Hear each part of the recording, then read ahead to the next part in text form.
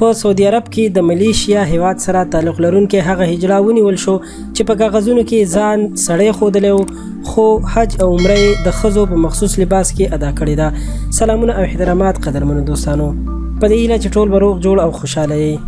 د سعودي پولیسو ویلي دي چې د ملیشیا سره تعلق لرونکي هیجړا یې ځکه گرفتار کړی دی چې هغه د احرام لپاره د ښځو مخصوص لباس اچولی و. 33 کلن نور سجاد چې د ملیشیا یو هیجړا دی او په سوشل میډیا باندې ډیر مشهور دی او لکونه فالوورز یعنی مینوال لري.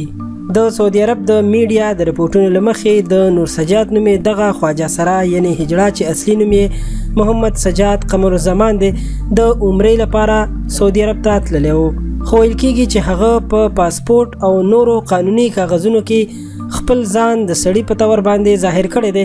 خو کله چې هغه حرم شریف او مسجد نبوي ته داخل شو نو هغه د پاسپورت او د نورو کاغذونو په خلاف د ښځو په مخصوص لباس کې عمره ادا کړې ده او بیا په سوشل میډیا باندې همدغه تصویران هم شیر کړي دي چې په دې باندې د ملیشیا د عوامو ډیر زیات سخت رد عمل مخې ته راغلی دی او د سعودي حکومت هم په دې معامله باندې نوټس اخیستی دی چې د هغې نه وروسته نور سجاد نومي هیجړا گرفتار کړی دی.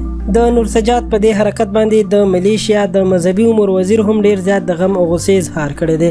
هغه په خپل یو بیان کې ویلي دی چې نور سجاد یو متنازعه شخصیت دی. هغه نه صرف دا چې یو غلط کار کړی بلکې په سوشل میډیا باندې هم د همدې خبرې له وجې ډیر زیات تشهیر او مشهورتیا وشوه چې په دې باندې د ملیشیا عوامو ډیر د شرمندګۍ احساس کړی دی او ویلي دی چې د په دې حرکت باندې د ملیشیا او د سعودي مملکت په خپل منځ کې تعلقات خرابېدلی شي. واضح دی چې نور سجاد په انسټاګرام باندې 15 لکه نه زیات مینوال یعنی فالوورز لري او ویل کېږي چې دغه مینوال یې بې صبرۍ سره د نور سجاد د پوسټ انتظار کوي چې هغه اوس خپل مینوالو ته څه ووایي. قدرمنو دوستانو، دا خبر تر همدې ځایه و. مهرباني وکړئ ویډیو در سره لایک کړئ، له نورو معلوماتي او ښایسته ویډیوګانو لپاره در سره هم زموږ چینل سبسکرایب کړئ. تر بلې ویډیو درنه اجازت غواړم. د الله په امان.